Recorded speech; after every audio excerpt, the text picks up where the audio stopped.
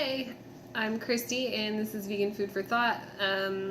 Today I wanted to talk about cruciferous vegetables because I've gotten this question a lot lately, and I think I've answered it differently in the past, but basically I eat as many cruciferous vegetables as I can, raw or cooked. There is a difference, but anyways, what cruciferous vegetables are, if you didn't know, it's anything like cabbage, broccoli, kale, anything that is, they used to claim it was hard to break down.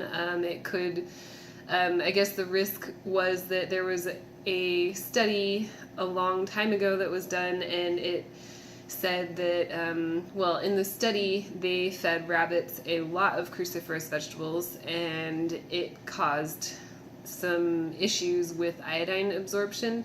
And it was when they ate like a ridiculous amount of them. For one, it was like something that a person would never eat. I think the equivalent was like a pound or 2 pounds a day or something.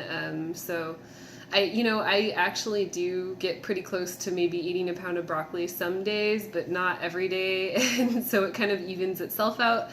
I do definitely eat a pound of spinach maybe like once a week or something, but the concern would be either, for one, it could make I think it was people with thyroid conditions, it can make them constipated. That's what my naturopath told me, and I have never ever experienced that from eating raw spinach. It normally makes things go through me faster, so I don't feel like it's ever been an issue in that term. But anyways, I have a couple other videos I wanted to link because those are what I'm basing a lot of my information off of. One was from what was his name? Kevin Gianni. He used to do a lot of videos about raw food, and that was a concern for people because they're eating a lot of these raw cruciferous vegetables.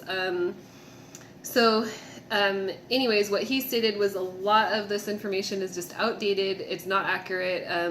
It's just kind of silly, and then it just doesn't apply to people in everyday sorts of situations.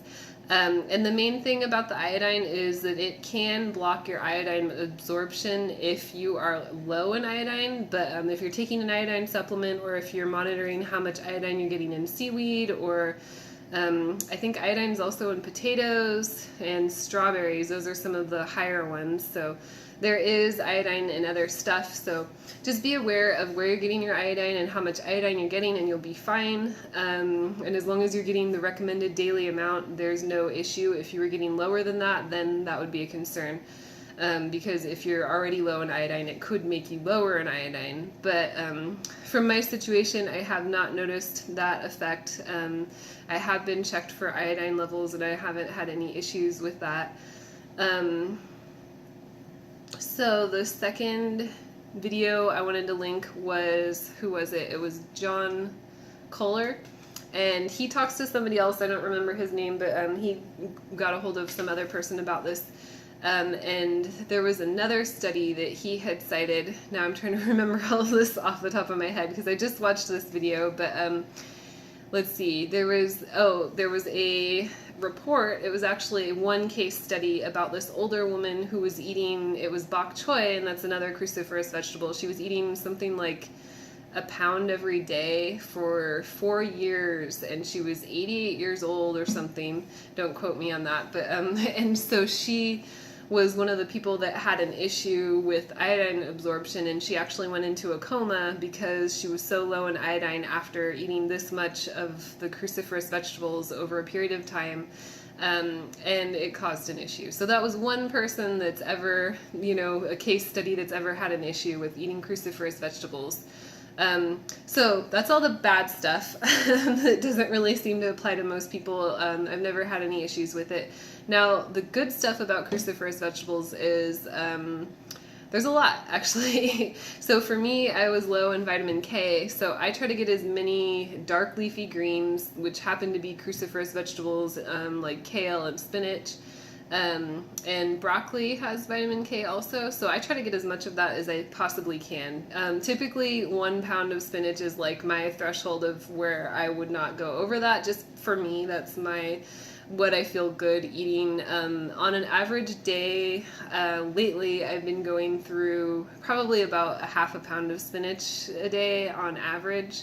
So it varies, and then I get things like broccoli, and I try to eat like a bunch of kale, but that doesn't usually happen all in one day, so I kind of space it out, not intentionally. If I felt like eating, say, 1 pound of spinach and a 1/4 pound of broccoli and then a bunch of kale in one day, I probably would. I probably would have to say I wouldn't feel like eating all of that all in one day, because that would be a lot of just bulk to eat. So I really don't eat that much of my leafy greens in one day, although I think 1 pound or even 1/2 pound of spinach is definitely like, it's something like, I don't know, 500% of my vitamin K for the day at least. I've been doing my macronutrient panels and checking, or what is that, there's that app with the little Apple chronometer.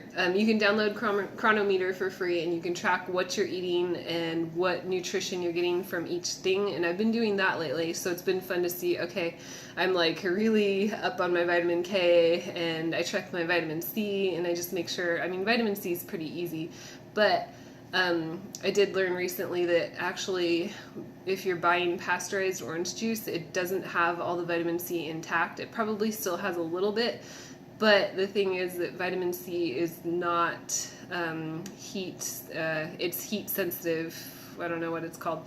But anyways, it actually gets destroyed when it's heated. So it's good to either, I was adding vitamin C back into my orange juice, or I've just been juicing my own oranges, and that's a really good way to know that you're getting vitamin C, because I was actually really low in vitamin C. That was one of the ones I was deficient in, not just borderline. So I've been getting as much of that as I can possibly lately, and it's good just to get a lot of vitamin C anyways, because it's good for everybody. It's it's a good one. And I've heard that the daily requirement is a lot lower than what you should be getting or could be using. So it's definitely one of the good ones. I kind of sidetracked from there. Oops.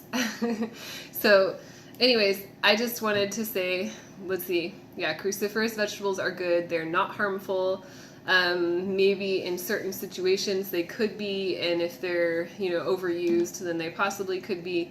But for anyone with thyroid issues, vitamin K, cruciferous vegetables, which happen to have vitamin K, are really, really good for pretty much everybody, and it's definitely an important thing to be eating. They have, I don't know the names for them, but they have like certain compounds and things that are like they help with anti-cancer stuff. I don't know how to say that, but yeah, they're good against fighting against cancer. Yeah, I'll just say that. Anyways, the video I'm going to link with Kevin Gianni has a lot more information on that, so he'll go over all that and cover all the terms that I don't remember, and I just wanted to say that I would really, really recommend anybody out there to eat as many cruciferous vegetables as you feel you want to eat. Not too many, but there's a good happy medium. Not too little, not too many.